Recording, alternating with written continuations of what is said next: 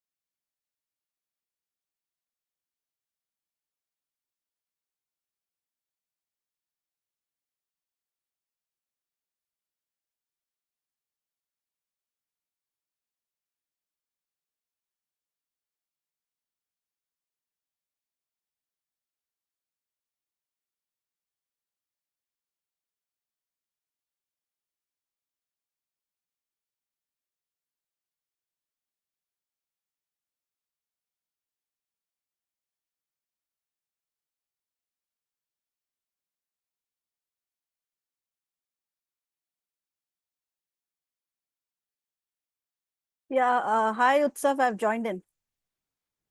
Yeah. Sure, Sure, Amrita. I think Kapil is already there. sure.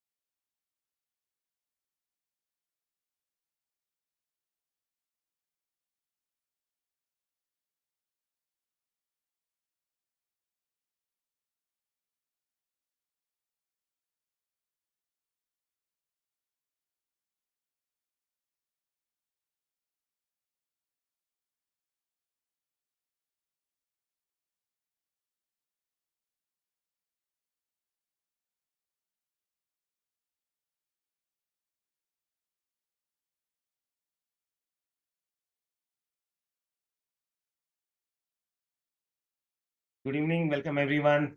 Thank you. On a Saturday night, you have taken out time to join this, to learn something new. This itself shows how much eager our learners are, our partners are, how much willingly they are going to go to the next edge.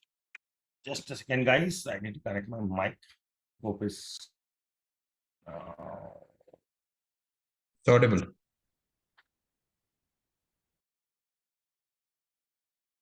Yeah, right. I'm audible. Yeah, you're audible. Okay. Once again, welcome. Uh, Today we have a very we have picked up a I and Utsav have picked up a very sensitive topic because a lot of till date, what are different kinds of webinars we have done, different kinds of sessions we have done. Those were all on selling skills. Okay, how to how to enhance your business, how to enhance your leads, how to generate more and more leads. But after you generate that lead, when you are going to meet that client, how are you going to influence him, how are you going to create an impression on him? That was what we are thinking about in the Utsav came up. We have one of the best trainers with us. We have Amrita Mohanty. She heads the learning and development for Sundaram mutual fund. Before this, she was working with White Oak Capital, and before that, with she was heading Franklin Templeton Learning Department also. Welcome, Amrita. It is great pleasure having you here. Okay, Utsav, would you like to show yourself? Okay, yeah, don't worry. मैं भी घर पे ही हूँ. No, completely fine. I know it's a Saturday, and we have planned this on a front where we understand that everybody is on that line. Okay, and apart from thanking the partners who have taken out time on Saturday, I really want to thank you guys from the AMCs who who don't work on Saturdays and you have taken out time to train us, to help us, learn something new. Okay, Amrita, first of all, welcome to our show. Yeah, thank you. Thank you, Kapil. I will just give a brief about the background of the audience. Okay, we have almost more than 130 channel partners. They are, as you are already aware, Prudent official channel partners. But these are AMP certified agents. Many of them are IRDA certified also. So they have a background of insurance and mutual funds. Okay, most of the channel partners here are handling on an average between some to around 50 to 500 clients. It's their different listing, and around they're Very managing good. between around 10 crores to 175 to 100 crores. We have different partners. That's the Okay. mix of all the audience we have today we have with us. Okay, so Utsav, over to you. What do you want to add up? So thank you so much, Kapil. And I think it's a brilliant timeline that you have chosen. Teachers' Day is just coming up in the first week of September, and you have taken a time where people can actually take advantage of this session, because this is something which you talk about consciously, but then somewhere in the subconscious mind you keep trying to understand why something did not click, or why something just which is about something which is about to mature did not take place. So at times we don't get those answers from the other end, right? I think with Amrita's session today, we will be able to get that clarity, and also the advantages of getting into the mode of liaisoning in a better way, right? So there is a business relationship and there is an emotional relationship that you build with the client. So I'm sure Amrita, with her experiences that she has had in the last 2 decades, will be touching those topics, and it would be very beneficial to each individual in this particular room. Be it because everybody at this point of time is into sales, irrespective of what profile he's working in. So I think without much ado, we should pass on the baton to Amrita, and and then we can start the session. Over to you, Amrita. Sure. Thank you, Kapil, and thank you, Utsav, for the wonderful introduction and giving, setting the context for today's training. I hope my voice is audible. I hope you all can hear me well. Yes, Amrita, you're audible. Great. I will also quickly share my screen, and then we will take it forward from there. So yes, I'm pretty happy and grateful that Utsav and Kapil have chosen a nice topic. And the topic is that how do you unleash your influence and therefore transform your client relationship and engagement. So there is a lot of things we are going to cover, but before that, I hope the chat box has been activated, Utsav and Kapil. I want this Yes, ma'am. session to be a very interactive session, where the entire program is interspersed with trivias and knowledge checks, and I want all of you to contribute in the knowledge checks and trivias and quizzes, so as to make it more engaging and participative. So before I delve into, how do we unleash our influence, let me ask this question to the audience. That I'm showing a picture to you. Now, do you see the image of a young lady, or do you see the image of an old lady? How many of you think this is a young lady ka picture, or how many of you think this is the picture of an old lady? You could actually use the chat box and give your answer. We'll be very happy to read out your answer. So Priya says it looks like the picture of a young lady. Jatin also feels it's a picture of a young lady. Sanjay feels it's picture of an old lady. Girish feels it's picture of a young lady. Hemant feels it's picture of an old lady. Dharmesh is in the young ladies camp. We're getting a myriad and a barrage of responses, and thank you so much for making this program quite interactive. Well, the correct answer is that it depends upon your perspective. For example, if you consider the jaw line, of the young lady, if this is something that you look at it as a jaw line, then it looks like a young lady. Now, if you consider this to be the nose, right, and the choker or the necklace that the lady wears as the lips. Now, just to repeat, if you consider this to be, the nose and the choker that the lady wears as the lips, then it looks like an old lady. So it's all about perspective. And this was a facial illusion trick created by British cartoonist William Ellie Hill. And it's the painting or the picture or the cartoon is actually known as My Wife and My Mother-in-Law. Now, what do I mean by this, and why did we start with this activity? That we might think that we are very to the point and we are very precise, but our investors might think that no, we are not. Because two individuals, which is one is you as a financial advisor and the other is your investor who wants to invest, can view and construe the same information in a very different manner and interpret it in a very different manner.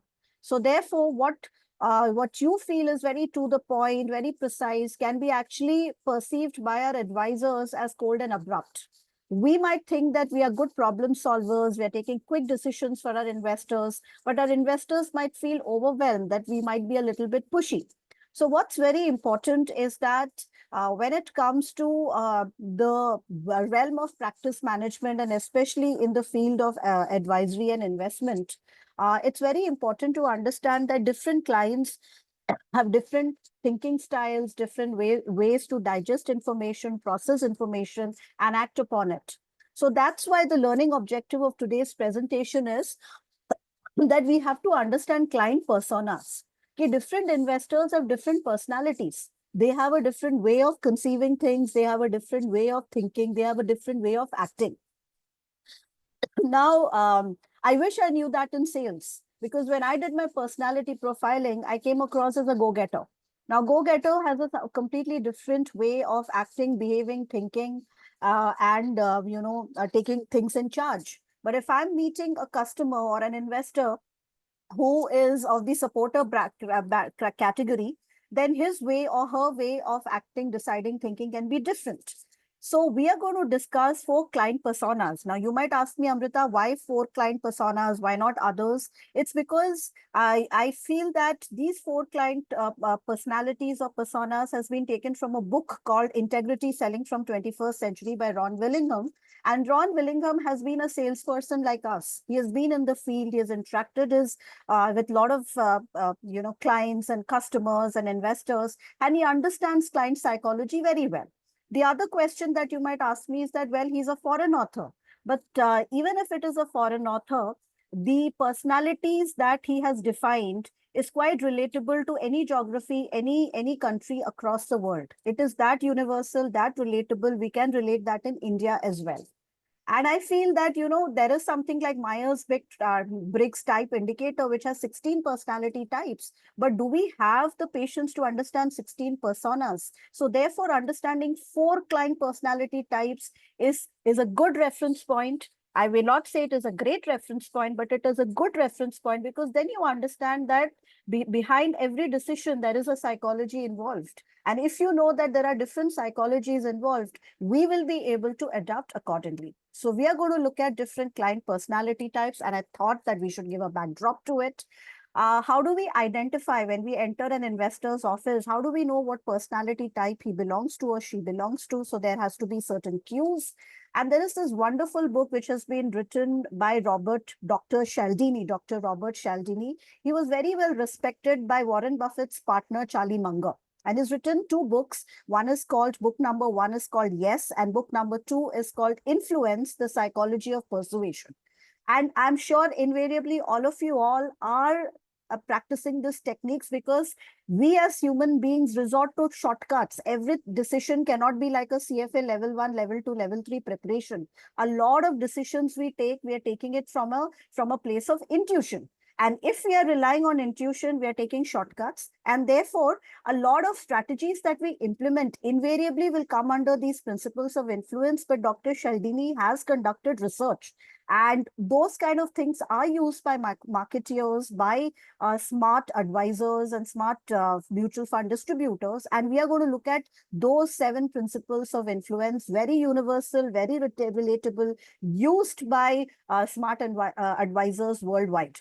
And then we are not going to stop with just the principles of influence. Now, which personality के साथ कौन सा influence को apply करना चाहिए? That is also very important. कि if I'm dealing with a go-getter or a talker or whoever, which technique will work well with that personality type. So it's the confluence of 2 books. It's a confluence of various research. I would really urge our esteemed audience to also do a bit of YouTube search and find out about Robert Cialdini ka principles of influence, because it is only will help us become more productive, our streamline our efforts, so on and so forth. So let's start with number 1, investor personality types. And before we get into all those go-getters and talkers and supporters and thinkers, primarily, you can say that investors can be, branched out as extroverts and introverts. So we can have investors who are extroverts, and we can have investors who are introverts. Now, before I giving the definition away, let's do a quick kind of a gamified way of understanding it. So on the left-hand side of your screen, you obviously have these 2 words, introverts and extroverts, mentioned. On the right-hand side of the screen, you have their definitions. For example, definition number 1 is, depending upon the situation, they can either socialize or be alone to reflect and think. Statement number 2 is, they derive their energies from being around others. They enjoy frequent social interactions. And statement number 3 is, they need time to process their thoughts and feelings, often requiring time alone to recharge. What do you think is the correct definition of introverts? Thank you, Sanjay ji, for your wonderful comments. Means a lot. Rajan says it's statement number 3. Arun says it's statement number 2. Divya says it's statement number 3. Varun states it's statement number 3. And apologies if I'm not calling out everybody's name, but my intent is that I really want to thank each and every one of you to make the program so interactive and so communicative, rather than it being a one-way highway and a one-way monologue. Vijayshri says it's statement number 3. George says it's statement number 3. So basically, absolutely right. So introverts are people, they want to be alone. They get their energy. They feel energized when they're alone. They want to gather their thoughts. They want to think through it. They think and they respond. They are not spontaneous responders. They are quite thoughtful responders. They like to be alone in a particular place, and they derive their energy by being alone. Now, if you have clients and investors who are introverts, and assume you're arranging a get-together, they may not like it. So they might rather prefer, closed group, maybe, a meeting with 3-4 like-minded people, or 1:1 engagement, 1:1 meeting, rather than you inviting them for a massive event, in case you're organizing a massive event. So introverts are people they need time to be alone, to gather their thoughts, feelings, whatever is going in their mind, and they think a lot before they respond, and they would rather prefer one is to one client interactions rather than one is to many client interactions. So now let's go to who's extrovert. So we are done with statement number three. We are with statement number one and two. Who's an extrovert? Is it a person who can socialize, can network, can be friendly, or even can be alone and think and reflect? Or he's a person or she's a person who loves engaging with people, going all out, outgoing, gets the energy from being around people. Who's that extrovert? So Srijit, George, Srinivas, Himaja, all of them are saying it's statement number two. Mr. D'Souza or Ms. D'Souza, I'm sorry if I'm, about the, addressing you, says it's statement number two. Gauri is also of the opinion it's statement number two. Yes, you all are right. Somebody who's outgoing, who get their energy, their motivation, optimism by being around people. So if you're organizing a post-budget event, or you're organizing there is a branch opening of your office or office opening, somebody whom you should be inviting are extroverts, because they love to interact with other people. That's what gives them energy, that's what gives them happiness, and all that. That's what also leads them to expand their knowledge and their knowledge base. And over the course of time, if you read books of Simon Sinek, or or Adam Grant, there is a new terminology that has been coined, that there are human beings who could be naturally born as ambiverts, which means that they have the flexibility to be, it's in their nature. They know when to mingle, when to withdraw. So those kind of people are called ambiverts. Some of them over time get that particular trait, but a very few percentage of population will have that kind of a trait as well. But we are not here to discuss about introverts, ambiverts, and extroverts. We are here to discuss about those four personality types. But this introversion and extroversion is a good base to understand client personas. Having said that, I could be an extrovert, and my decisions can be based purely on feelings, emotions, and opinions. If I like Utsav as a person, as an investor, if I like Utsav as a relationship manager, as a zonal head, I'm going to give him business. Now, it could be any fund. It could be even an index fund or a sector fund of Sundaram Mutual Fund, which means that certain people could be extroverts and take decisions driven by feelings and emotions. So they are feeling-based investors. I could be an extrovert. However, I take decisions basis, facts and statistics, data and performance. For example, I love talking with Utsav for that matter. But if I feel that, the performance of Sundaram is not up to the mark, I may not give business, which means there could be another investor type where they are basing their decisions based on pure statistics, pure data, pure numbers, pure reasoning. And those are fact-based investors. Similarly, I could be an introvert, may not like to mingle and jingle a lot, but I can take decisions basis feelings. I could be an introvert who can take decisions basis facts. So when you merge all of this together, which is extroversion, introversion, feelings, and fact-based, you will get a this is a 4x4 quadrant where you could be an extrovert and extremely fact-based. You love meeting people. As an investor, they are very confident, assertive, they can stand on stage and speak, they have that self-belief and confidence, and they can be very factual oriented. Their decisions are based on logic. And welcome to that personality type, which is go-getter. And go-getter, I'm just giving you broad examples of who those clients can be. It's not carved in stones. It can always be deliberated, improvised, and improved. But usually go-getters are people who are leaders.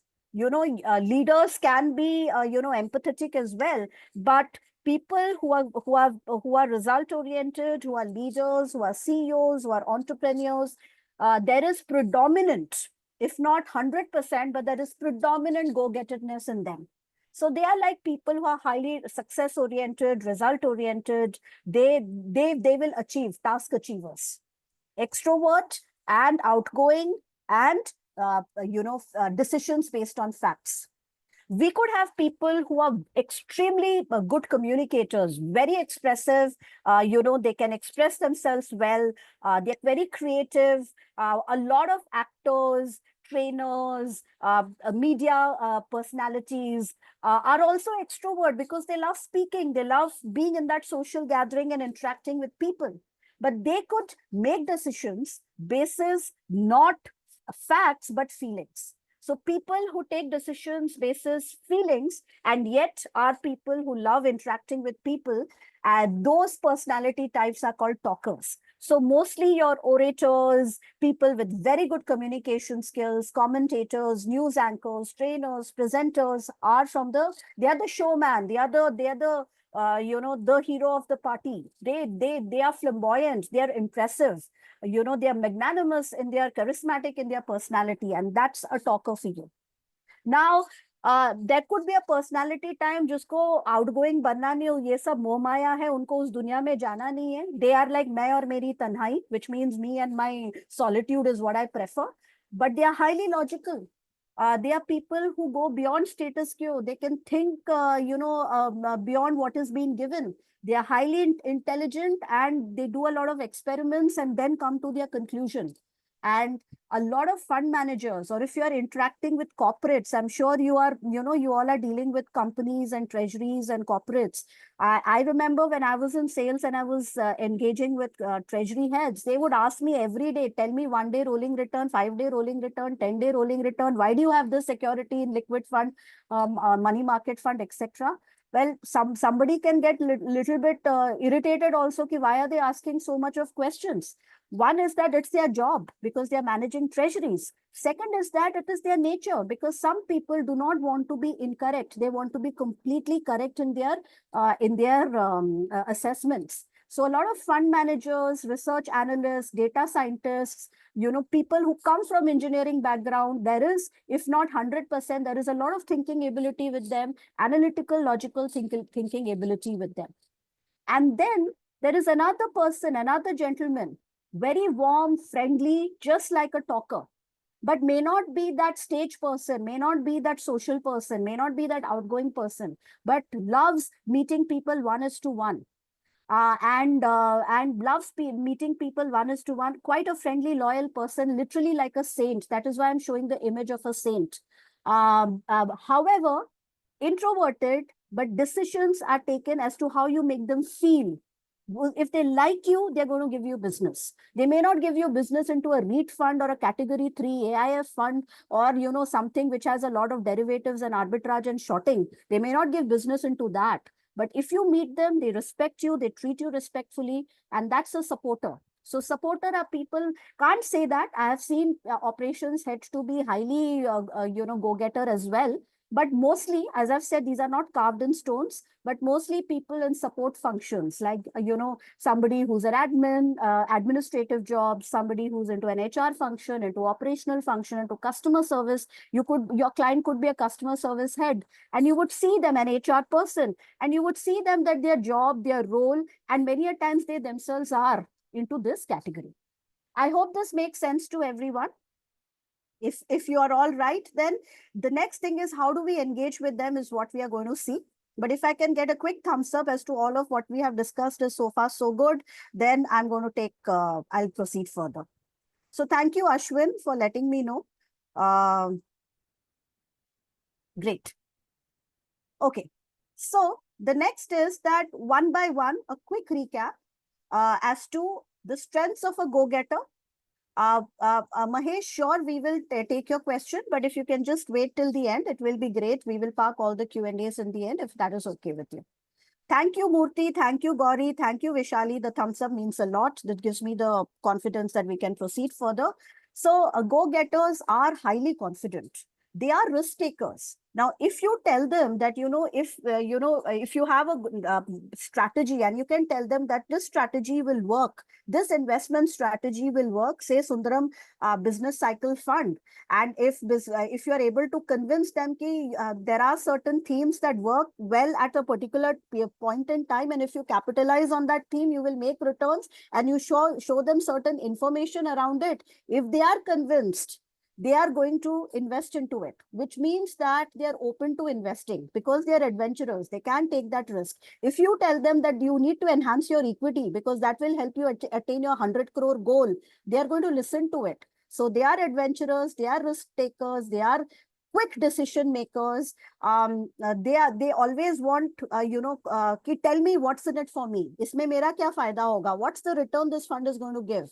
You have to convince them with data like stability of returns, like rolling returns, or give them past success stories, etc. They are confident because they are successful people. The weakness about a go-getter is that sometimes for them, results are more important than people. So for them, project is more important than people. So they might come across as people who are egoistic. They might dominate a conversation. They are poor listeners. So when you are dealing with a go-getter client, and I have a personality profiler, which probably I can share it with Utsav, where you can self-profile yourself. If you are a go-getter and you are meeting with another go-getter client, believe me or not, it is going to be an Israel-Hamas war. It's going to be a bomb blast, because there are two people who are very self-assured meeting with each other. It's going to be clash. So if you're meeting a go-getter client, now he is going to dominate the conversation.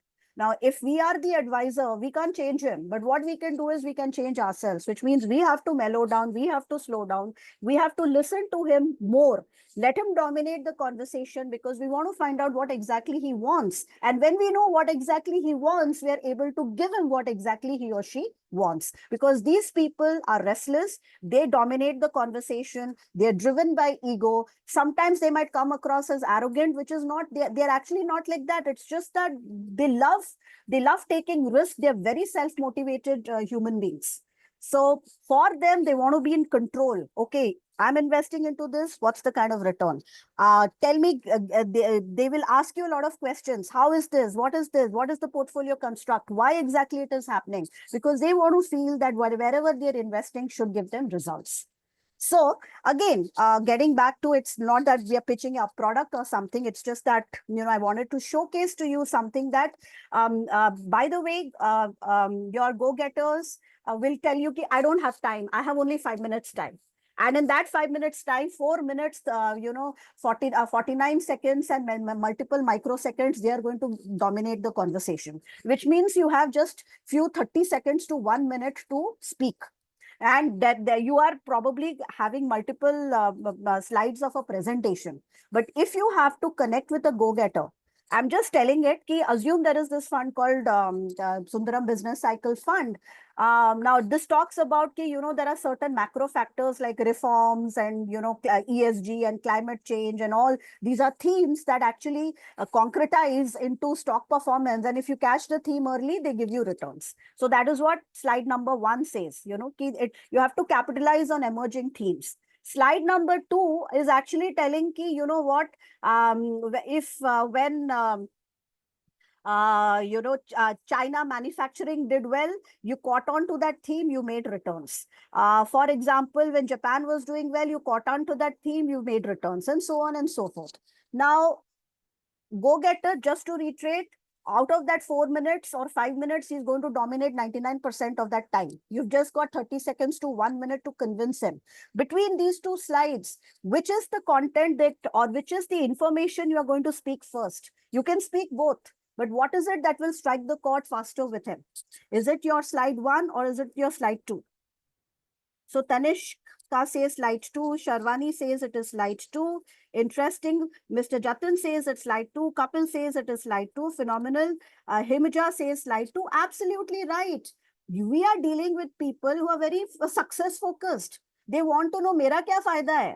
So as much as possible, if you can tell them case studies and past success stories, for example, ki Bharti, when it was an unlisted stock, if you had invested as a private equity investor and you had bought it at 20 rupees, today its value is 1,000 rupees, or hypothetically, That is going to give them, so you have to give them case studies. You invested in Dixon technology, it will become very well or something. For example, Utsav shares very interesting, newspaper clippings and product information in our internal WhatsApp group. There was something that caught my eye, which said that MSCI index is going to rejig and India's weight is going to go up in MSCI World Index, which means that $5.5 billion will come into Indian markets, and the stocks that will do well is HDFC Dixon.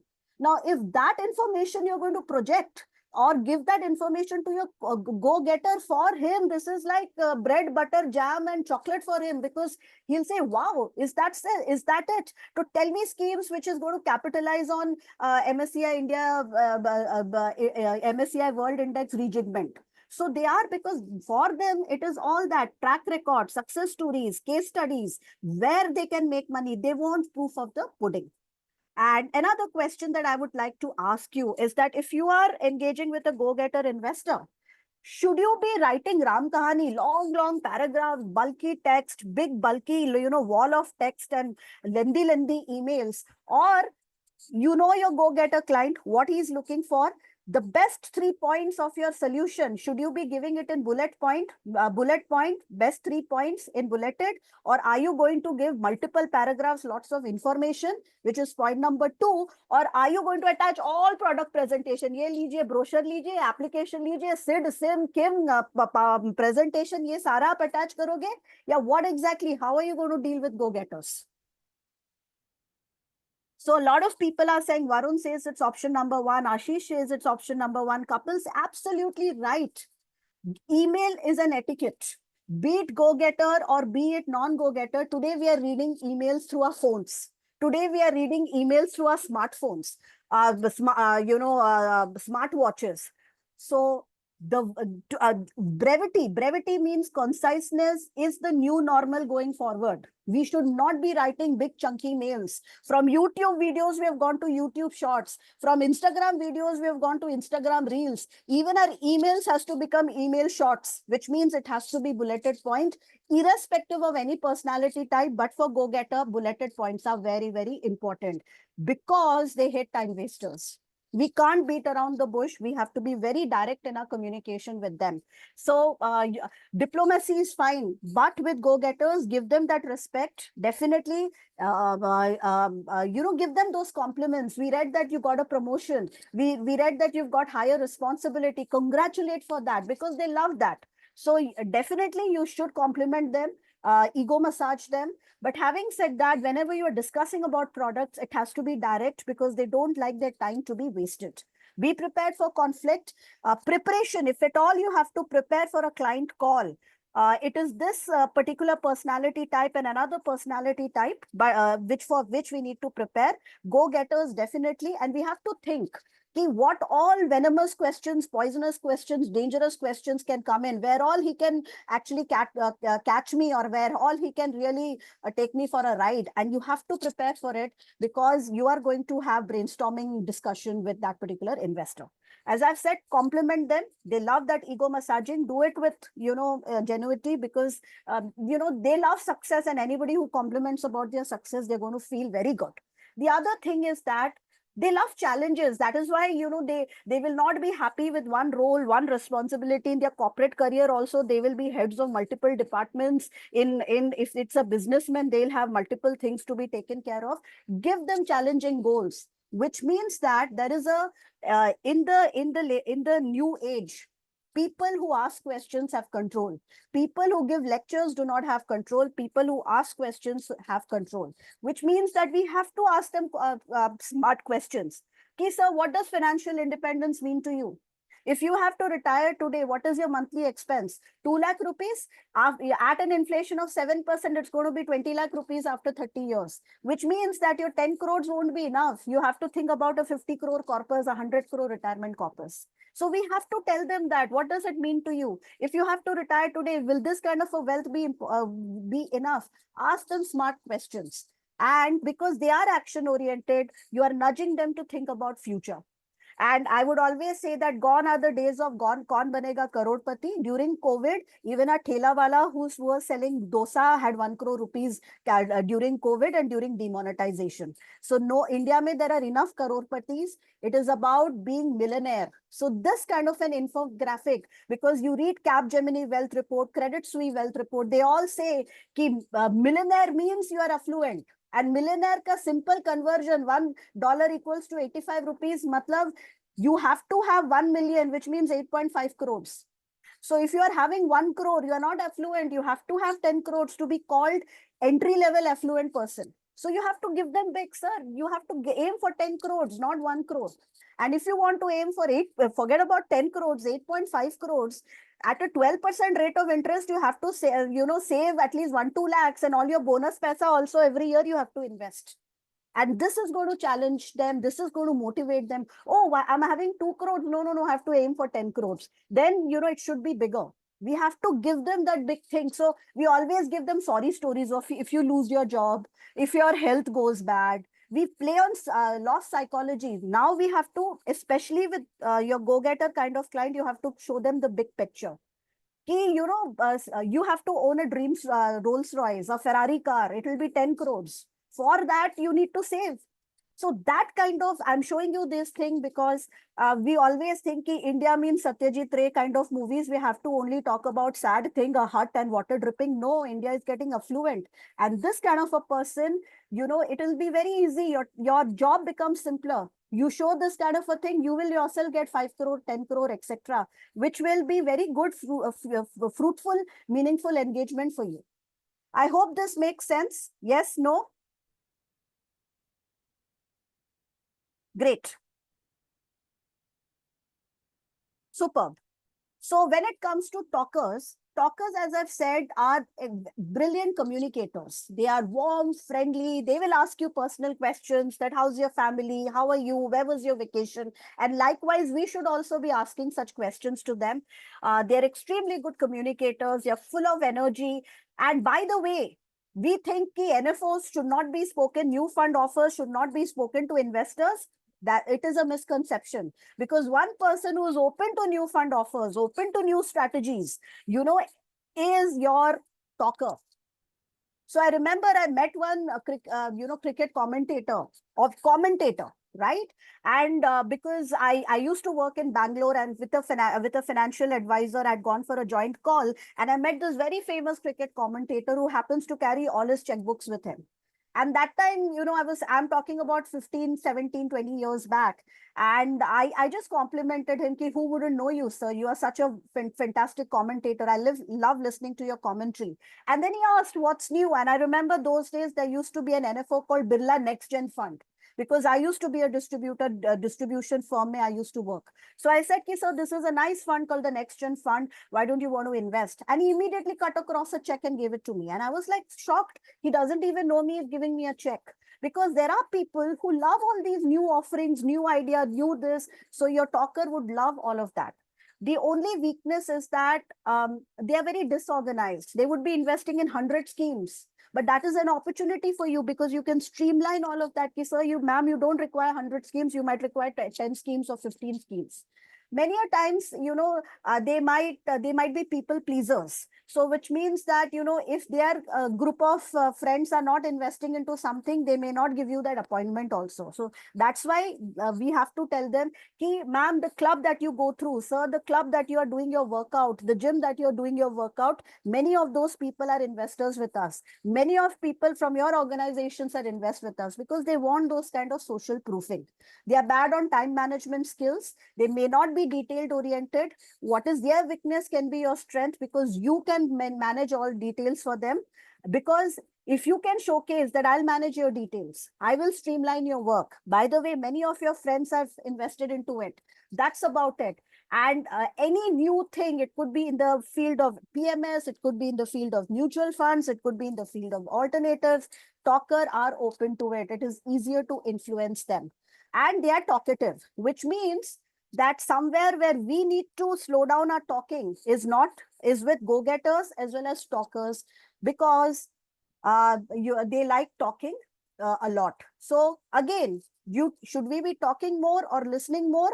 You have to be talking, you have to be listening more. They're looking for a friend. So just hear them out what they are saying. Don't interrupt them. Just hear them out. This is the active listening skill. Look straight into their eyes 80% of the time. Nod your face. Hear them out what they are saying. Resist the urge to interrupt because they're looking for a friend. If you are a friend with a talker, they'll be highly loyal to you. So, and they will, you need not even meet them with appointment. You need not even prepare for your meeting. With go-getters, some meeting preparation is required because you're anticipating क्या-क्या objections आ सकता है. लेकिन talker के साथ, it is not required. All they require is a good friend and a good listener. So again, ask them questions. Just like with go-getter, we were saying, sir, what does financial freedom mean to you? Quantify it in number. If you have to retire today, what is that number? Do you think it is enough? Sir, to be a millionaire, do you have 8.5 crores of liquid wealth with you, financial net worth with you? That is the go-getter way of dealing with things. With engagers, we have to ask, what are your goals? For to educate your child in Harvard University, you might require 2 crores. Now for that, you need to put 20 lakhs, 30 lakhs somewhere here and there in hybrid funds or equity funds. After 10 years at 10, 12% CAGR, it's going to grow to something. You don't have to talk big, but talk about family goals or their own goals, like buying a house, educating their children, etc. And again, avoid technical discussions. Tell them, if you are living in a 2 BHK house, you want to go to a 4 BHK house, show them the big picture. You need not show them a gigantic big picture, but like a go-getter, but show them a slightly bigger picture. And this is not a clientele where we have to talk about Sharpe ratio, trainer ratio, IIP, GDP, market cap to GDP ratio, BEER ratio, yield gap. All this is not required. So for them, be a friend, be a good listener. Like go-getters, show them a big picture, not a huge picture. Like from a 2 BHK house to a 3 BHK house, or from studying in, some ISB in India versus London School of Economics in UK.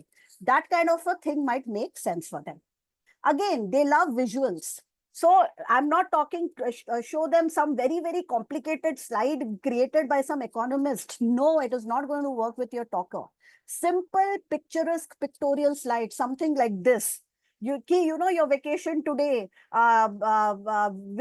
is for 5 lakhs, will be worth 6.7 lakhs in 5 years. Therefore, start with as low as 10,000 rupees and some pictures. This is something which will strike a chord with your talker kind of a client. You have to show them visuals because they are visual in nature, they are creative in nature, and you're also giving them a future oriented big picture goal. Network, if at all you have to call to get together events, if you are arranging some fund management call, if you are inviting somebody, some respectable personality. Now, a person who would love to come to a nice venue and have the menu also is your talker. Talker loves that. This gives them that energy. It satisfies their social need and their knowledge together. If at all you have to meet somebody in person, go-getter will also like it, but somebody who loves it is your talker. I hope all this is making sense to you.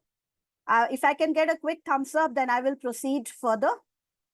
Are these styles making, yeah, if you can just let me know, give me a quick thumbs up. Thank you, Ranjan. Thank you, Ashwin. Thank you, Sharvani. Thank you so much for your wonderful response. I really appreciate it.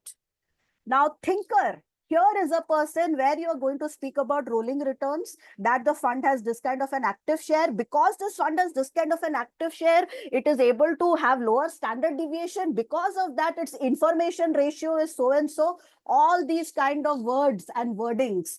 And data. If you want to influence somebody through data, here is your person. The problem is we send bulky technical reports to people who don't want it. Somebody wants visualization. So we send something as simple as some, that flyer that I showed you or that creative that I showed you. Somebody wants, no, I want to know, whether Federal Reserve will be cutting interest rates in September. Because of that, whether we'll be getting equity inflows. Because of that, whether RBI will be cutting interest rates. Somebody who's interested in all that permutation combination of macroeconomic indicators, therefore its impact on markets, therefore its impacts on fund, is your thinker. She is analytical. She is very logical. She relies on statistics, very detailed oriented. They hate making mistakes. They might come across as little cold characters, little unfriendly personalities, because they're perfectionist. Amir Khan is a perfectionist, right? You might whatever said and done, he may or may not be whatever human being, but we love his work. Because there are certain people who go to the minute, they observe everything. They may not have great social skills, but so be it, because they don't want to make mistakes. They want to be correct. A gymnast, who gets that 10 out of 10 is a perfectionist. There is a lot of thinking involved, or at least their coach would be a great thinker apart from being a coach. So with them, the why, the statistics, the rational, direct communication. So here also, if you tell them congratulations on your achievement, they will be okay. But you have to be very direct and confident and very well prepared in your think. Now, the fourth personality type is supporter. Supporter are people like Saint. For them, they're very patient, very loyal. They don't want to take risk. Many a times you will meet investors who will say, oh, I have to check with my wife. I have to check with my brother. I have to check with my father. If they're investing into PPF and post office savings, they will only invest in that, or into FDs and all these post office savings, or they will only invest into real estate.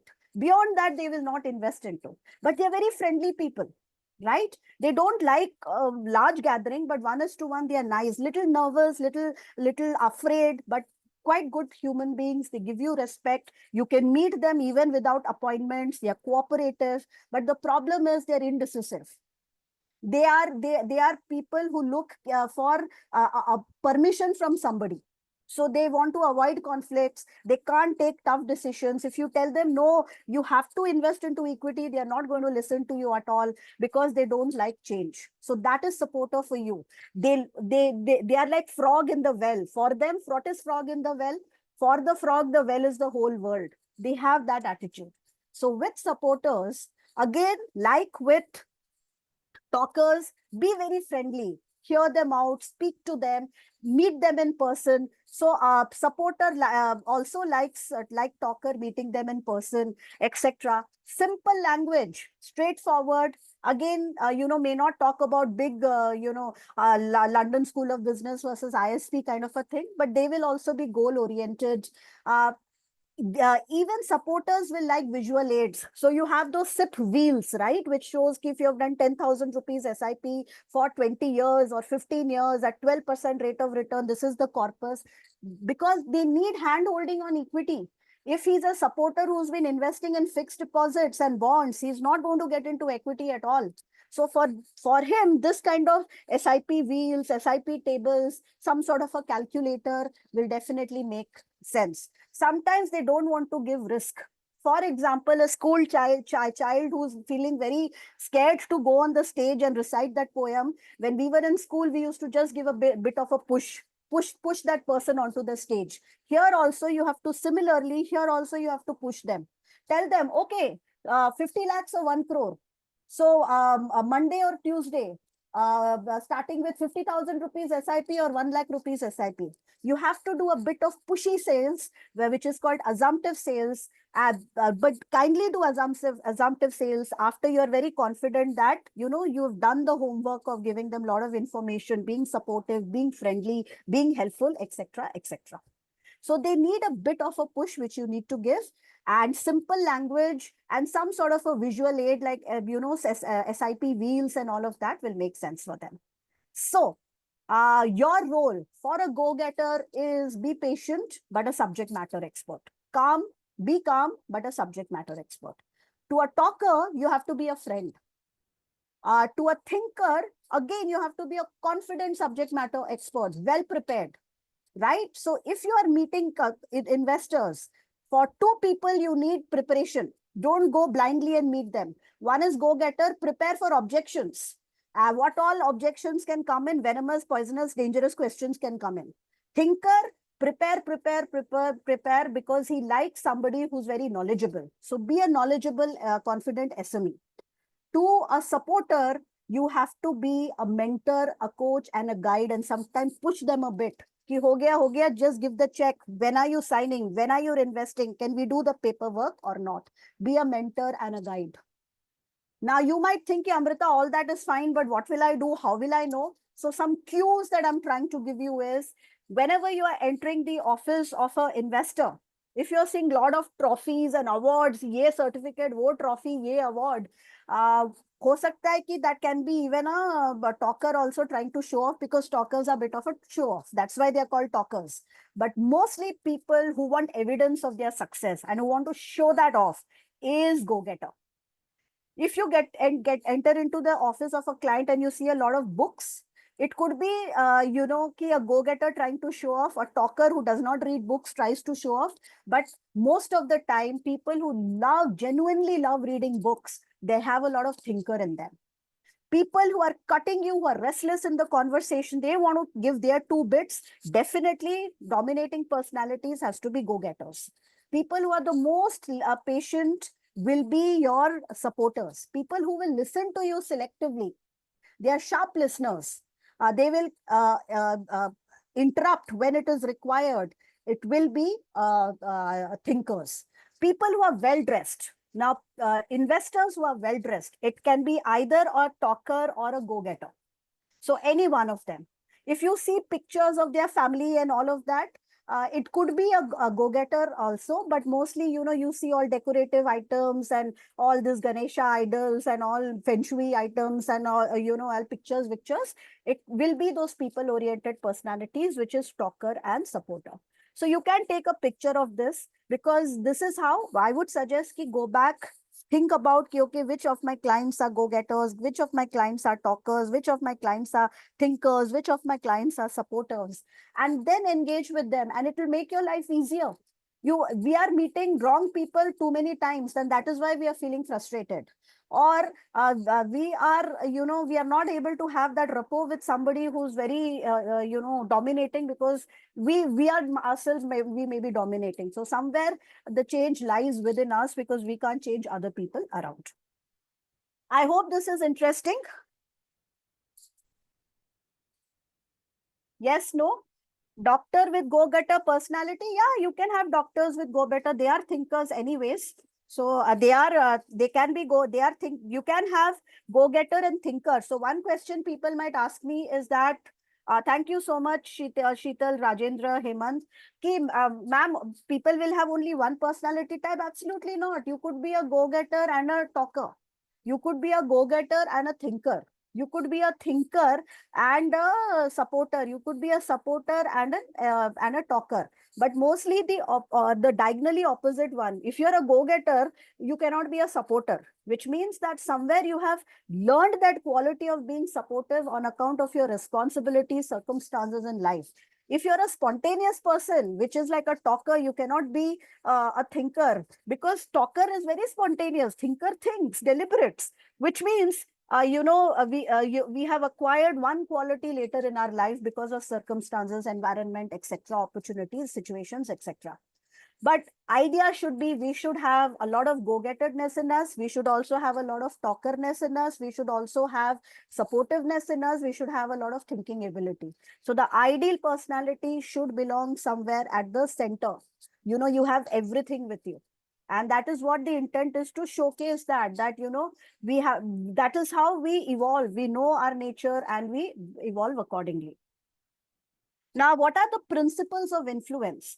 Is that Cialdini started with 6 principles of influence, then he made it 7 principles of influence just a year earlier. Is that in a world of shortcuts, in a world of lot of noise and all, human beings take shortcuts, Because see, we stay in crowded cities, we have multiple things to do in a day, etc. We have all busy lives. Today on a Saturday also, you're attending a 2-hour training program. So all of us are preoccupied. As much as we think that we are taking, logical decisions, a lot of our decisions are based on, how we are feeling. Or, somewhere it's based on recency bias. Something is in our memory. We have seen an advertisement on some of some mutual fund continuously coming on television, basis that we have invested in that fund. Or, your distributor comes and meets you regularly. Because he comes and meets the investor regularly, you're taking decisions. So these things do matter. That is why the principles of influences are reciprocity, social proof, authority, liking, scarcity, consistency, and unity.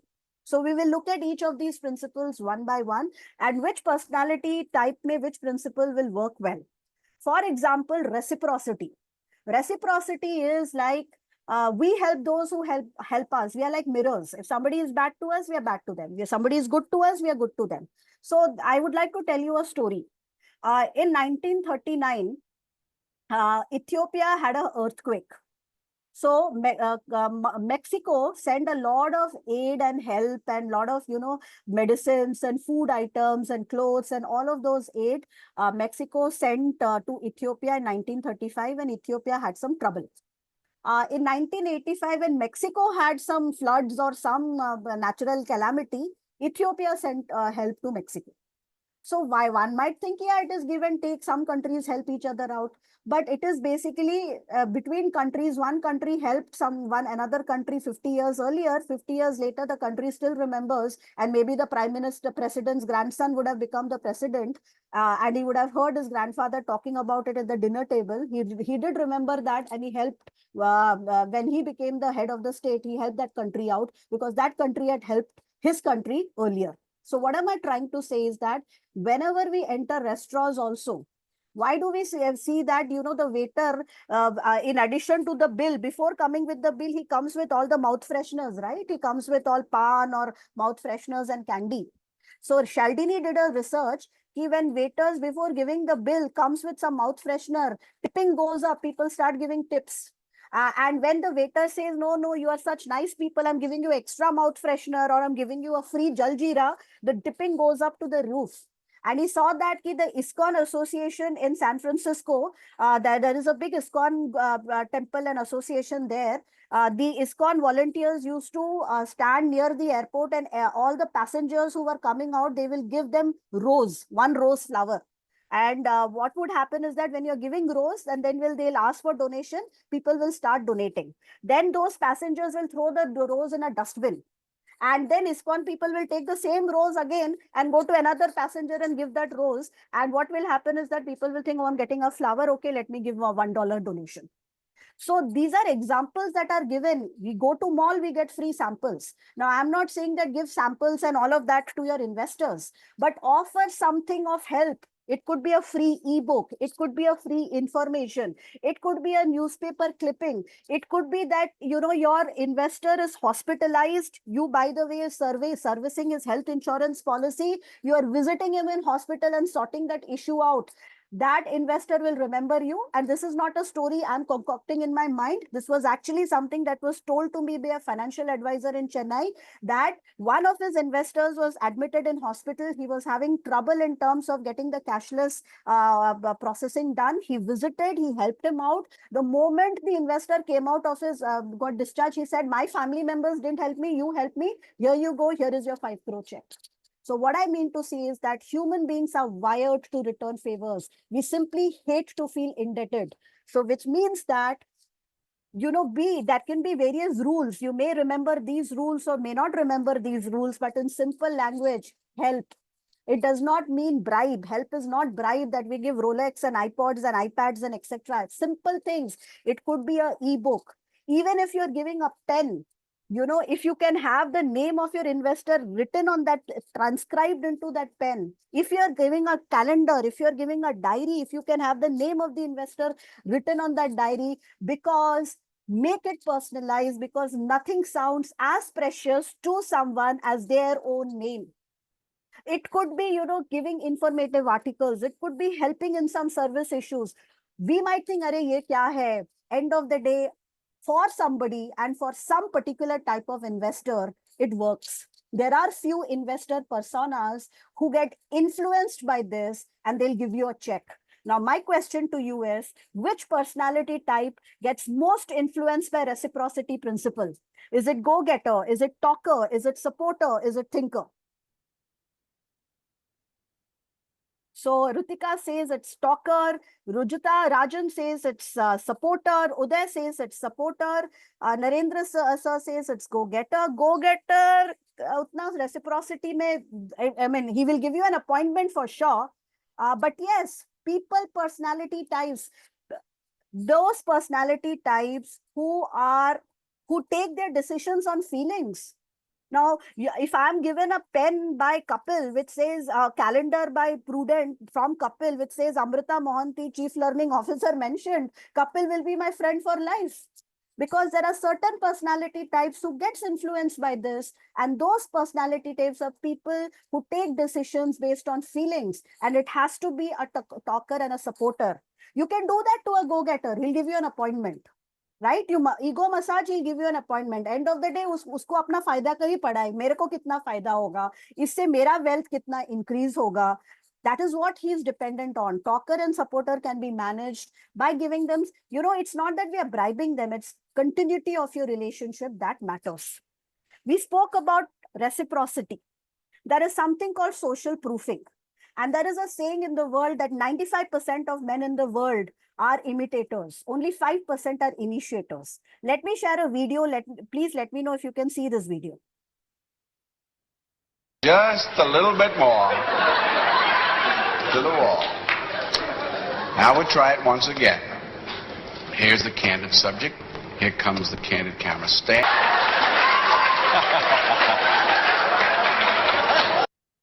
So what is this video? It talks about that people usually face, it might be because it's a very old candid camera video. It basically says that, when you enter the lift, you face the lift door. But when these people saw people facing away from the lift door, they all turned. So this is called herd mentality.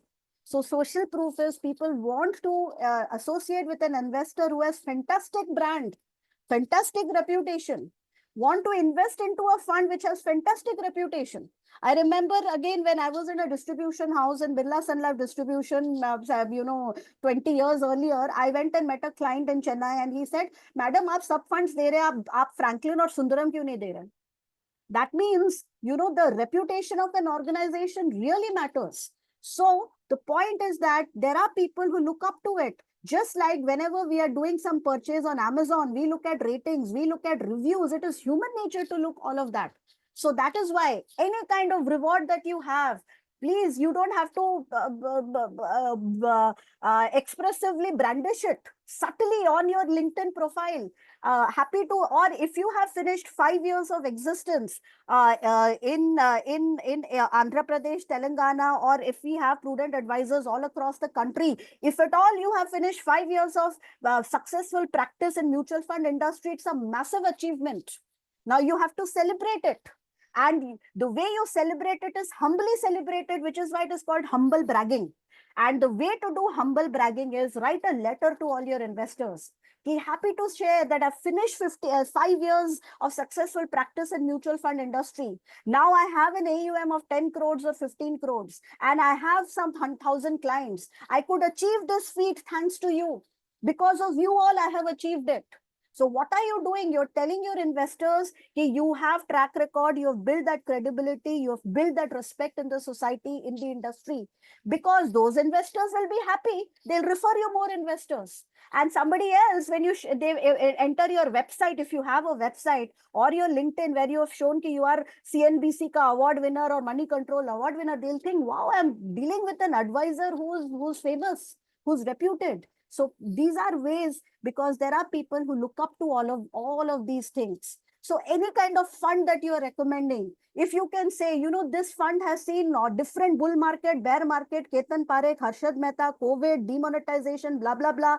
rule of 72 के हिसाब से money has doubled. 72 divided by 24% or 25%, which is every 4 years money has doubled. 1 crore, 1 lakh would have become 1 crore, 2 crore. People will think, wow, my advisor is suggesting me funds that has track record. Because there are some investors who look for all these social validations. So if you have a website, can you have people, showcasing your investors, giving you testimonials? If you don't have a website, does not matter. Not many people realize that the biggest gold mine we have is not Instagram, is not Facebook. Because Facebook में आपका maximum followers 5,000 हो सकता है. Instagram में भी I think 7,500. X या Twitter में 5,000. Do you know LinkedIn takes 30,000 followers? That's the limit. उसके अलावा भी later on they will add more. So imagine your client is searching financial advisor in Banjara Hills, Hyderabad, and he comes across your profile has been optimized. That is another strategy actually. And he says, "Arey wah, this advisor has done CFA course, CFA ESG, ये AI, VI, and दो तीन recommendations भी आए हैं, testimonials भी आए. This is free. Everything is free. Even if we don't have a website, can some of our investors, investors whom we are very close to, whom you can express, whom you request, can they give some good words about you on LinkedIn? And all this is very important to showcase what you are, because there are people who look up to all these critical masses. Whenever you are suggesting products, you can say these products have been ranked by Morningstar Gold category, are featured in value research.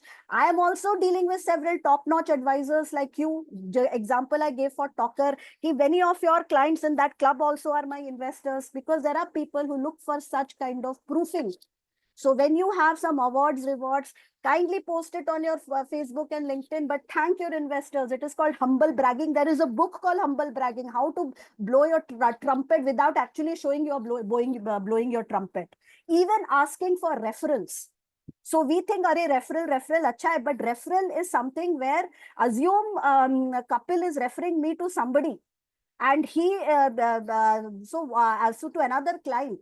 Now that client will think, Kapil has referred, it has to better be a good advisor. So that referral itself is social proof.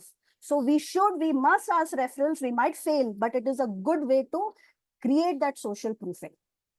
So quick recap. What are the 2 principles we have studied so far? Quick recap. What are the 2 principles we have discussed so far?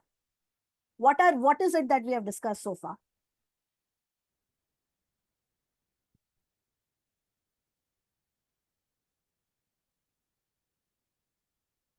Yes, brand yourself to hai. Thank you so much. Reciprocity, absolutely right. We talked about reciprocity and social proof.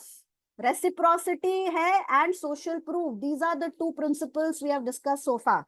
Social proof will work well with which personality type? To whom should we write a letter and let them know we have won an award from this person, this association, that association. We have finished 3 years, 1 year into advisory business, and I've grown so much. Thank you so much. Who will love all of that? Is it go-getter or talker or supporter or thinker? So Ritika says it's go-getter, social proof.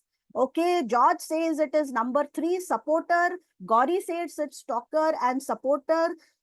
Now, yes, go-getter, yes, talker, yes, supporter, yes, thinker. Everybody wants to deal with somebody who's credible, right? Everybody who wants to deal with somebody who has some track record. More so with talker and supporter, because they are people who get enamored by all of that, because go-getter end of the day is little selfish, self-oriented. Thinker is very logical. So thinker and go-getter say you will get appointments. But talker and supporter, people who are very enamored by feelings, will see all of these glitz and glamour, and they will get influenced by that. The third principle of influence is that, have you seen, in toothpaste ads, Sensodyne, there will be a person wearing a dentist who will be speaking about how good, Sensodyne is, how good that toothpaste is, and that the dentist will be wearing a white coat, and invariably he'll be from London, or she'll be from London having a British accent.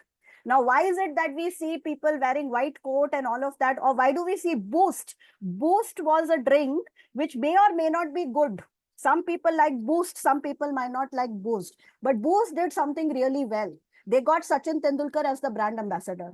So every mother felt that if my child drinks Boost, he is going to be the next Sachin Tendulkar. And that's how the Boost sale went up. Why is it that all this kind of positioning needs to be done, which means a dentist wearing white coat and all of that? What is the intent? Why is that it is basically done?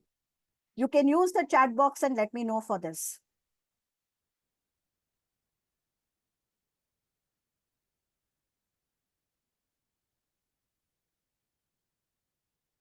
So the reason it is done is trust, okay, trust is one response. Divya says attraction, Gauri says correlate, correlation, authority figure, recommend. Absolutely right, Chetan, recommended by expert, which means that all these kinds of titles and uniforms infuse that air of authority. When we see a policeman on stage and lawyer with that black coat, we automatically, something inside tells us, "Arey, inko respect do." Whereas we might be earning more than them, we might be having a comfortable life, but we are wired to give them respect. What does it mean? That again, like social proof, if you have awards, please showcase it in your office. Or if you are creating your own LinkedIn profile, please, it cannot be with a tattoo and there would be a lot of Gen Z and millennial advisors also. But unfortunately, LinkedIn is little traditional account.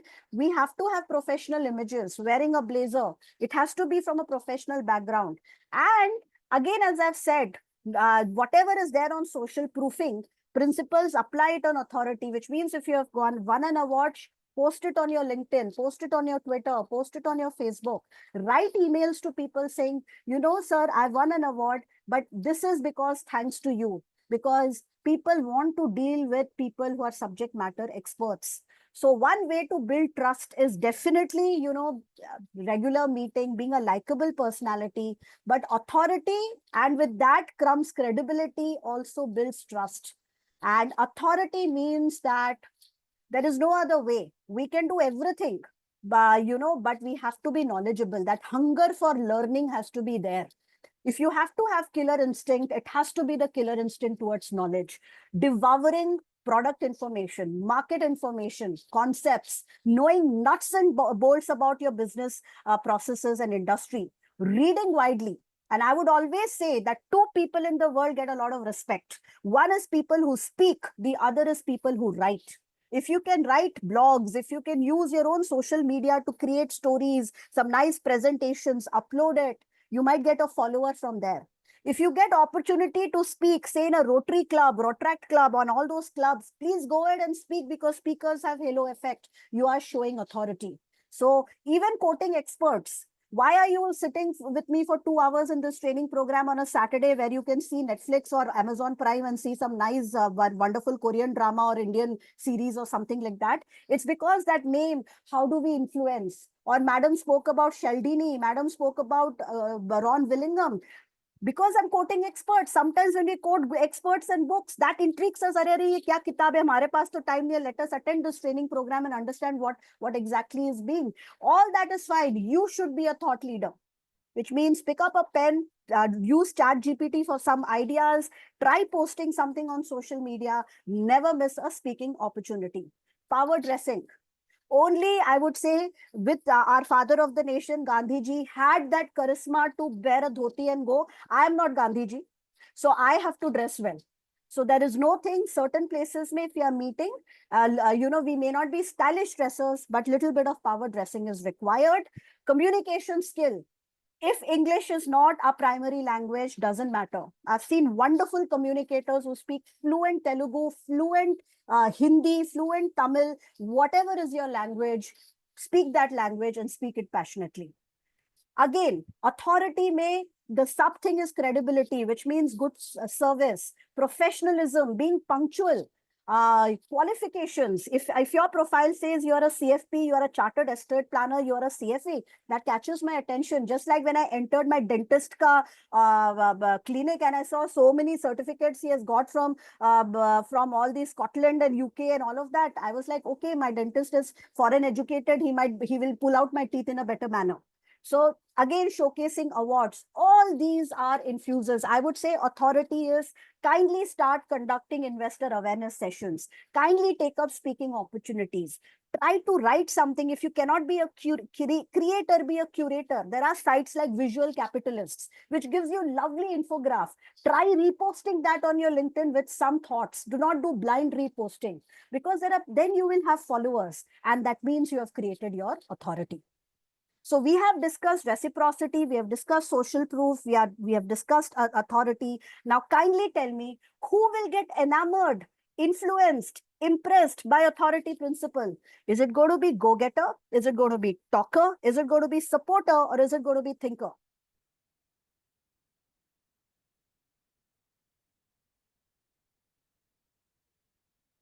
All interesting. One, go-getter. Who are go-getters? Who are authority? Authority means a go-getter will look up to that authoritative character. Now he will think he's an expert. He will suggest me something that will be good, that will make me wealth and returns. Definitely it is go-getter. I agree that it is go-getter. Even thinkers, they will love to have intellectual conversations and disagreements and agreements. Definitely thinker. In fact, even talker and supporter will be, but one person. So that is why if you are organizing some meeting where you have invited an economist or somebody, please invite your go-getters, please invite your thinkers, because they would love to have that kind of a conversation, and the checks will start flowing, the investments will start flowing.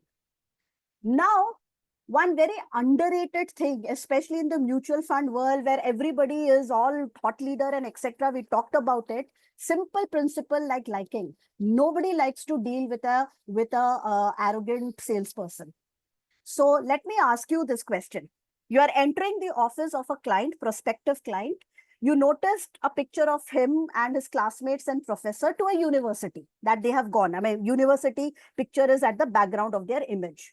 And you identified that this is the university when I went. So that means you saw a picture of him with his professors at the same university that you attended. Should you mention this similarity that, sir, I also went to the same university at the start of the conversation or somewhere after the end of the conversation? Do not mention this at all, or discuss this when he takes up that topic. What exactly are you going to do? You are entering a new client, fresh client who has given you an appointment. You see that he and you have gone to the same university. The picture is depicting that. Should you mention it at the beginning or at the end? Not mention it at all? Or only if the topic around university is spoken about, you can get it to the forefront. What should you be doing? Beginning to build rapport, Divya says number 2, Rajan says number 1, Uday says number 1. In the end, we don't know what kind of a client he is, but take that risk. And if you have to take that risk, which means please mention it in the beginning. What will happen? Worst and worst case, this will not lead to anything great. But there are certain investors who will appreciate it.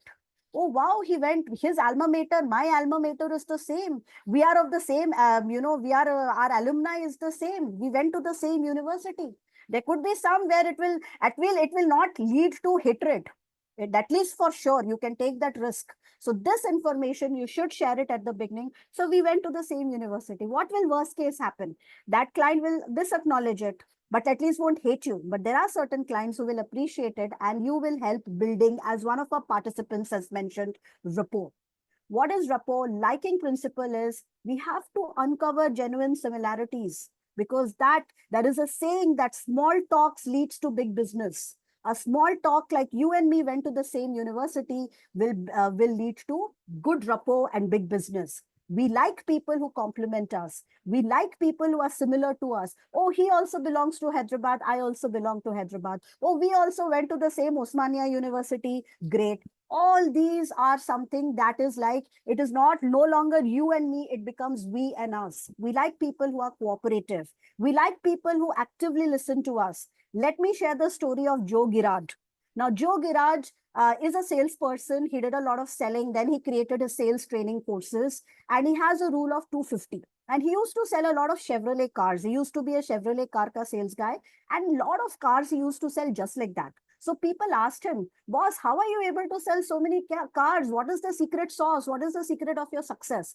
He said, "Ki I have 250 clients. And every year in the month of December, I send all these 250 clients one Christmas greeting card and Happy New Year greeting card with a handwritten note, ki, dear esteemed client, thank you so much for being my valued investor. I really love you. Thank you for being wonderful. God bless you. Wish you Merry Christmas and Happy New Year." So he says, I sent 250 cards to all my 250 clients. My motto in life is nobody should hate me. Because if somebody hates me, if they don't like me, if at least let them not hate me. Because if they hate me, they're going to talk to 250 other people. And that's how bad mouthing will happen. So I just ensure nobody should hate me. Which means he says, be in a no hate zone or at least gravitate towards liking zone. For that, these kind of sometimes hi, hello, how are you, how's the weather, for certain clients it is required. Exchanging pleasantries, finding out, oh, your mother tongue is also Tulu, my mother tongue is also Tulu, say for example. All that matters a lot. Genuine compliments. For go-getter, ego massage. Certain people will love those compliments. I can't stress the fact that, nobody is immortal in this world. We have to be a little humble, and humble and helpfulness is required. Even certain personality types would want those Happy New Year, Ganesh Chaturthi, Happy Durga Puja, and messages, festive greetings. If you can personalize it, write their names, nothing like it. And all of these things, we might do it, but regular meetings for somebody, it works well. We discussed it earlier. I'm giving you a clue. For talkers, it really makes sense to meet them in person and meet them regularly. At one point in time, you even need not take appointments to meet them. Just like that, meeting them, they will give you some business allocation. And there is another beautiful technique, and I would urge if you can read this book, which is called Never Split the Difference by Chris Voss. And he was an FBI negotiator, Federal Bureau of Investigation ka negotiator. He used to negotiate with terrorists and most dreaded criminals and kidnappers in the world. So it is either two ways: either we die, or it is the kidnapper will take the hostages and go somewhere else. It is like dreadful negotiation. And he said he does one thing very well, which is mirroring. What he does it, that terrorists, whatever words he has spoken, he will take two words that the terrorist has spoken, he will speak those words, he will paraphrase it. And he was saying about mirroring, which means if my clients sit with arms folded, I also sit with arms folded. If they lean backwards, I also lean backwards. If they lean front, I also lean front. If they are talking in a soft voice, I also talk in a soft voice. He said, this is what I did. You Google search about Chris Voss, he is only going to talk about mirroring and how mirroring technique helped him negotiate with world most dreaded terrorists and kidnappers. So all this is required when it comes to building liking principle. Now, my question to you is, which personality type will get influenced by liking principle? Is it going to be go-getter? Is it going to be talker? Is it going to be supporter? Is it going to be thinker?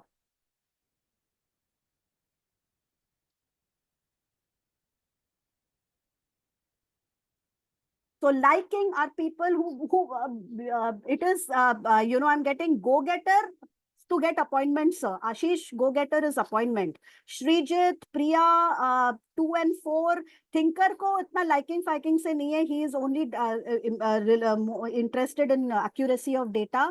Gauri says 1, 2 and 3, go-getter for appointments for sure.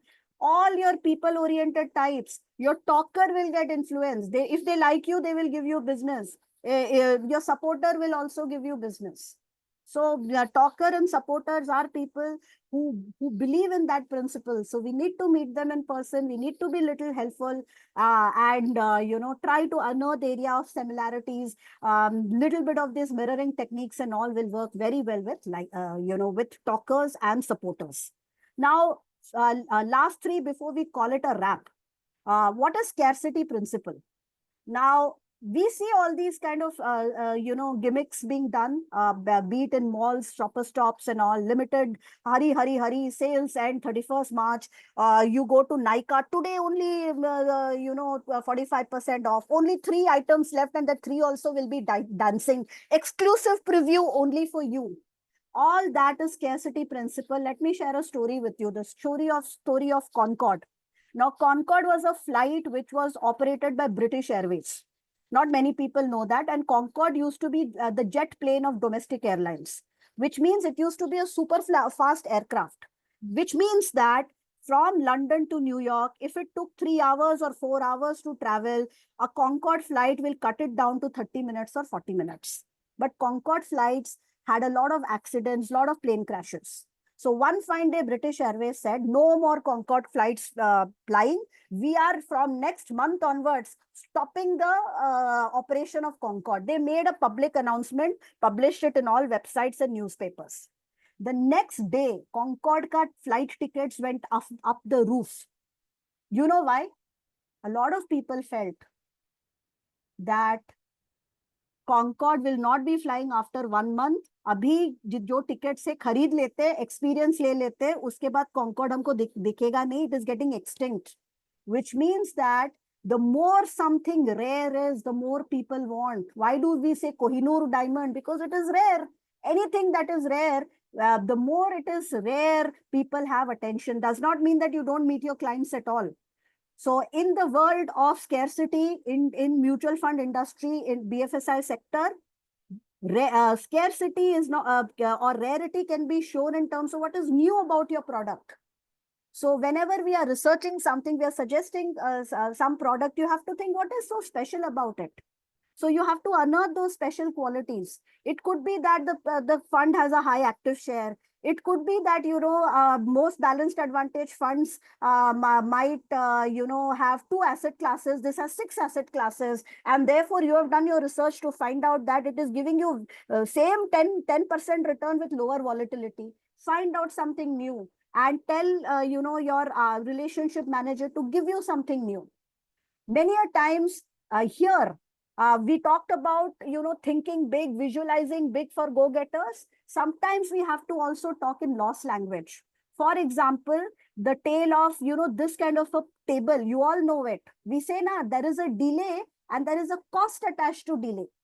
Akansha and Isha started at the same age. Isha procrastinated investing for 10 years, thinking ki abhi to main jawan hu. After 10 years, she invested twice the amount. Though she saved more, but her wealth creation was lesser compared to Akanksha. Isha lost the opportunity to create 50 lakhs more wealth. You're talking about loss. Why this works well with your investors is you are saying delay karna kharab hai, delay ke sath ek loss associated hai. If your client says, no, I have 20 years of time frame, I will only invest into FDs and debt funds and short-term debt funds, you will say if you are not investing into equities, you lose wealth creation. You lose the battle against inflation. For certain people, loss is something they cannot. That is why you have a bias called the loss aversion bias. And the third rule of scarcity is nobody likes a dirty folder. Whenever you are presenting something, especially to your top clients, you want to give a proposal, try to make it something like this. I have used a free AI tool called PictoChart. PictoChart is completely free. You can see, you can create at least 2 visuals like this. So for example, you're meeting a client, you want to give him some case, or your objective is you want returns and stability. Your risk appetite is moderate. Your time horizon is blah, blah, blah. Your asset allocation is so and so. This is the approach. This is how we will rebalance. If you can create a nice document like this, and nowadays in the world of AI, everything is free. PictoChart is one of the wonderful websites to do it. Let me just show how PictoChart is. I will have it somewhere here. Where exactly is PictoChart? It should be somewhere. Let me just see. Where is PictoChart? Yeah. So it's a wonderful website. Let me see if I can click on to this and show it to you. Just 1 second. Yeah. So it's a wonderful website. All you need is to log in via your Gmail. If you don't want to give your primary Gmail, open another Gmail account. I have used my Gmail. I'm not a premium member. I'm just a simple member of this. And go to PictoChart AI. And upload the document. So I had created a fictitious something called Rahul's investment policy, some notes, upload whatever note, select what you want to create. You want to create a document, create that document. You can create 2 such documents in a month. And these kind of things is something also shows that it is exclusive. Scarcity means what is so unique, what is so exclusive. Simple, clean folder, something personalized offer is all scarcity. Talking in loss language, sir, you will lose this much is also scarcity. NFOs work well because they are there for a particular time frame. After that, the 10 rupees NAV will not be available, right? So NFOs and IPOs, we feel NFOs and IPOs will not work. No, it works because some people think, Arey, NFO hai paisa dalte hain. They can invest after that also. But that scarcity principle is getting activated. So my question to you is, which personality types gets influenced by scarcity principle? Which is that personality type? Is it go-getter? Is it talker? Is it supporter? Is it thinker?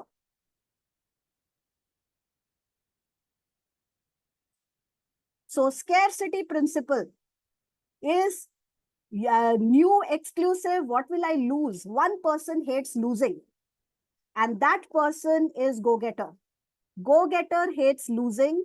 And the other is that one person does not want to lose the opportunity, and that is talker.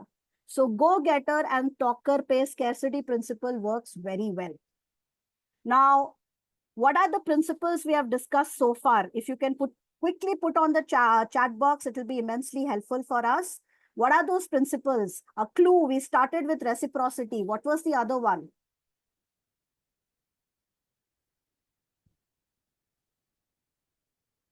Yes, it is scarcity. Yes, thank you so much. Thank you so much. Yes, Tanishka, it is scarcity. Social proof. Yes, Uday, it is social proof. Yes, Ashish, it is authority. Yes, Sirish, it is authority. So, yes, we spoke about liking, we spoke about authority, we spoke about scarcity, we spoke about reciprocity, we spoke about social proof. Mirroring will come under liking, sir. It is not a standalone principle, but it is a negotiation technique and it comes under liking. Now, last two, commitment. So people, we should not, they say that don't talk big and deliver less. So always be a little bit like an underdog. Commit less and deliver more. So that is very important. The investor expects us to be consistent in our service. And the other thing is that when there are investors, when they commit, they stick on to their commitment. It is that famous Salman Khan ka line, "Ek baar maine commitment kar di, main apne aap ki bhi nahi sunta hu." So there are investors, when they say, "I'm going to give you business," when you remind them, "Sir, you said you're going to give that allocation," 90% of time, those investors do not backtrack from their commitment. So commitment means that people like to honor whatever they have previously said or done. So what does it mean? How do you apply this commitment principle? Is that, let me tell you one thing. Just like Rome was not built in a day, whenever you're meeting a client, don't think that in the first meeting, let's not assume that in the first meeting, we will get that 10 crore check. We should always ask the investor, "Sir, just give it a try. You may want to invest a small amount. Why don't you just start investing with 5,000 rupees or 1 lakh rupees? Because your client who's giving you 10,000 today can give you 10 lakhs tomorrow, can give you 10 crores tomorrow, can give you 100 crores day after tomorrow." So it is just about starting. In my career as a sales facing L&D person, never have I only one meeting where I would have cracked one 10 crore check or 20 crore check in first time. Never it has happened. It has all started with small investments and then it grew to something bigger. So never end an investor presentation or an investor discussion with "Thank you so much. Thank you for your time." All that is fine, but let's ask. Just ask. And that is there anything else you want me to cover? So what are the next steps? How can we take it forward? When are we investing? Can we look at some allocations? Can you just try? Can you give us a small amount? Because this is an example that a Visakhapatnam advisor gave me. He used to take care of a fishery ka company. They were very traditional. They were only investing into fixed deposits. It took him at least 1 year to get the first 1 crore check into liquid fund.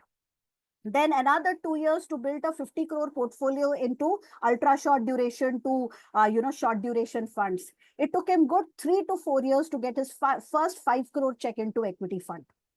So it all started because he got his first 1 crore check. So 1 crore led to a 100 crore portfolio. So somebody who's giving you 1 lakh today, he's just testing you, right? And he will test the waters and he'll give you bigger businesses tomorrow. So which personality type do you think gets most influenced by consistency, commitment, principle? Is it go-getter? Is it talker? Is it supporter? Or is it thinker? Who do you think will get somebody who's, I'll give you a hint, somebody who's driven by ego. People who have given by ego, if they have said, I'll do it, 90% of the time they will do it. Which is that personality type? I'll give you a second hint. Somebody who has thought a lot and says, Utsav, I'm going to give you 50 crore in low duration fund. They are going to give it because they've thought it. And if they commit, they honor their commitment. Now, who are those personality types? I would say, yes, it is thinker. Yes, it is go-getter. Go-getter, because they have a very high regards for themselves. If you remind them, sir, you said that you will invest last time 1 crore. Should we go ahead and take it forward? Can we start the investment right now? Go-getters will commit it because you tied it down. You reminded them that they only have told that they will invest. So go-getter, yes. In my corporate journey, I have seen that treasury managers, the moment they say, Amrita, I'm investing 20 crores, they honor that commitment. 20 crores is what you get, not maybe more than that, but not 1 rupee less than that. And that is thinker. Thinker thinks and then acts. So if he has thought something and if he commits something, thinker will always honor that commitment.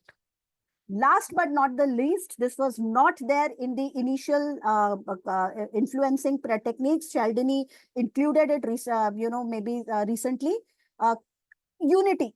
Unity is again like liking. People, we still have that herd mentality, that tribe mentality, right? Especially, and this is a Western journalist talking about, Western professor talking about, and then in India, so we have only looked at community living, joint family living with our parents, living with our family, living with liking to interact with people of our, community, etc. Unity principle is very much applicable in India. So that is why unity means uncover those hobbies of your investors. If your investors are good book readers, then write it. XYZ investors love reading books, etc. I'm going to send PDF books only to those investors. Then it becomes your investor group of book reading. If your investors like information about some Netflix series. Network चली गई. Excuse me, can you put your mics on mute, please? अच्छा, तो phone से. Yeah. Thank अच्छा, you. तो मैं sign of करूंगा क्या फिर? No So, problem, no problem. can मैं कर दूंगा सर, क्लोजिंग डन. अच्छा, okay okay. okay. So again, people wanting to be part of a community. So getting unified by all these, uncover your hobbies. Again, it is we and us. It is we and us. It's not you and me. It could be people's fondness towards a particular sport, towards a particular, habit and hobby of reading a book. Please uncover that. Again, an extension of liking. He made it as a unity because he says that, that also leads to, at least you'll get your appointments. You'll get some good rapport. At least it will get the relationship and business and investment rolling. So which personality type do you think gets most influenced by unity principle? Is it go-getter, talker, supporter, thinker? Which personality type it is? So who would want this kind of a grouping? I would say everyone wants it. But having said that, those feeler ones, so you can see simple principles like liking, simple principles like unity will get your appointments, your conversations, your business rolling. And that is with talker and supporter clients. Go getter and thinker also, at least you'll get an appointment. End of the day, they have to see what is beneficial for them and how correct the information is. So with this, I come to the end of the program. Just to summarize, we discussed a lot. We started at 4:30. I'm glad that we are ending 15 minutes earlier. We spoke about, and I feel that this is the best one, right? Even I've done my MBTI testing, but it is too vast. This is pretty a good reference point for you to believe to start with. Human beings can have different shades, but at least this is a fairly good reference point. We spoke about go-getters, talkers, supporters, thinkers. Go-getter being result-driven, confident, assertive. Talker being expressive, communicators, creative, etc. Thinkers being logical, analytical. Supporters being friendly, loyal, but do not take risk. We spoke about reciprocity, give and take. We spoke about social proofing, authority, liking, scarcity, consistency, and which personality type which principles will work very well. You can see that, when it comes to reciprocity, talker and supporter may, help them out in small little things. Even if you're giving a diary, have their names mentioned. If we are just having good listening skills, etc., mirroring skills, etc., talker and supporter will like it. If you're able to unearth similarities and hobbies and send them articles and some information about that, talker and supporter will like it.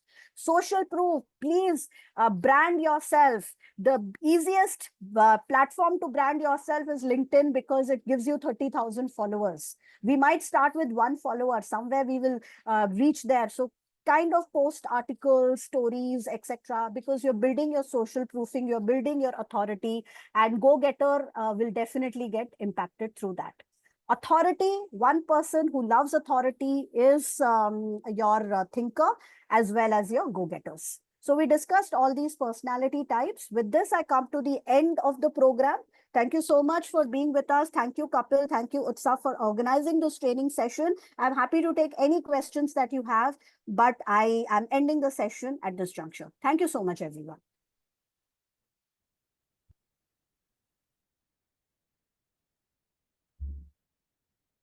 Amrita, we'll just wait for a couple of minutes if people have more questions. Sure. Really, thank you, Amrita. That was a long session, and almost more than 150 participants were intact till the end of the session. Really, really, thank you. Really, that was engrossed, and seriously, it was a good session. Understanding, in many of the instances, I started recollecting, acha, that client Bhavish Bhai, how I treated him, I should have treated him the other way. I started recollecting all those things. Seriously, that was a very enlightening session, guys. Any I understand you. A lot of people are just saying thank you, thank you, thank you. How to handle? Amit Jain is asking how to handle mixed personalities like a CEO who is new to MF investment and is a supporter for MF investment. So if he's a CEO and is a supporter, then it's very good, right? So half of your job is done. So all you have to do is give him information. A CEO, matlab, he has to have go-gettedness to give him products that are doing well in terms of risk-adjusted ratios. Give him new, ideas and strategies that in this particular market cycle, this particular theme will work well. Because he's any which way is a supporter to mutual funds. He will like all of these new ideas, new strategies, which fund to be positioned now. Speak about funds that have good consistent track record. Maybe you want to highlight, you may want to research it using an information ratio or a Sortino ratio, but put it forward that these are the funds that will give you returns with less volatility. I think a lot of people were asking the questions in the middle of the chat itself. So Yes. I don't think any questions are left. Everybody is saying it's a highly motivational session. Thank you. And I've never seen so many thank yous pouring in any session of mine till date. That was really, really lovely, Amrita. Well, Thank thank you, you Utsav, so for much. giving us this opportunity to meet My Amrita. अब pleasure. Amrita को हर Saturday हम पीटने वाले हैं. And thank you so much, Kapil, and thank you so much, Amrita, for taking out time and engaging with the participants. I think your examples were very real time and something which people can relate to. And as Kapil rightly pointed out, people are going into nostalgia and figuring out who are those people where I had interacted with. Had I bracketed them in this pattern, I would have reached to a better solution compared to what I am doing right now. And I feel that from here on, there would be a lot of changes in terms of how they perceive client, how they receive client in terms of information, how they pass on information, how they are, approached. So a lot of inputs that you have given today in these 2 hours, I think that is really helpful.